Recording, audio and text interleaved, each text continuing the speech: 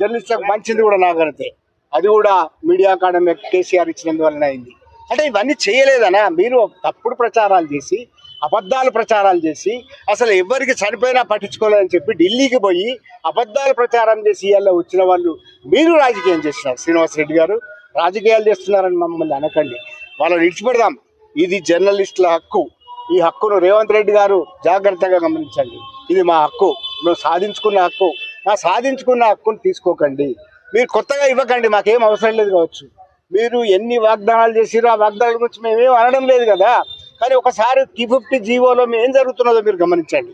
మంత్రి కానీ, సమాచార శాఖ మంత్రి పొంగులేటి శ్రీనివాసరెడ్డి గారు కానీ, అట్లాగే ముఖ్యమంత్రి రేవంత్ రెడ్డి గారు కానీ దీన్ని చూడండి. ఇది రాజకీయం కాదు, ఇది జర్నలిస్టుల హక్కులు.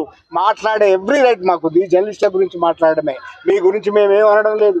మీ పాలనకు సంబంధించింది కాదు, మీ పోస్ట్ మార్టంకి సంబంధించింది కాదు, మీ పాలన పోస్ట్ మార్టం కాదు. ఇది జర్నలిస్టుల హక్కులకు భంగం కలుగుతున్నాయి కనుక ఒక జర్నలిస్టులుగా, తెలంగాణ ఉద్యమంలో పాల్గొన్న జర్నలిస్టులుగా మేము ఇది అడుగుతున్నాం. గుర్తుపెట్టుకోండి, ఇది రాజకీయం కానే కాదు.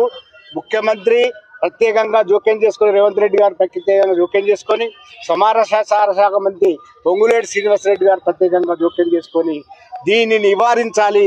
252 జీవో అనే దాని వల్ల 10,000 వరకు తగ్గించి మీరు ఇద్దామనుకుంటున్నారు. అది చెల్లదు. డెస్క్ జర్నలిస్టులకు కూడా అక్రిడేషన్ కార్డులే ఇవ్వాలి. మీడియా కార్డులు అనే విభజన రాకూడదు. అట్లాగే నియోజకవర్గ స్థాయిలో విలేకరులకు కూడా ఇవ్వాలి. ఇంతకు ముందున్న 23,000 అక్రిడేషన్లు అట్లాగే కొనసాగించాలని డిమాండ్ చేస్తున్నాం.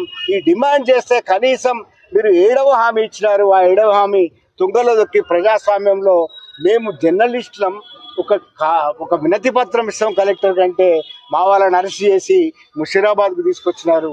ఇది సబబు కాదు. ముఖ్యమంత్రి గారు గమనించండి, ఇది సబబు కాదు.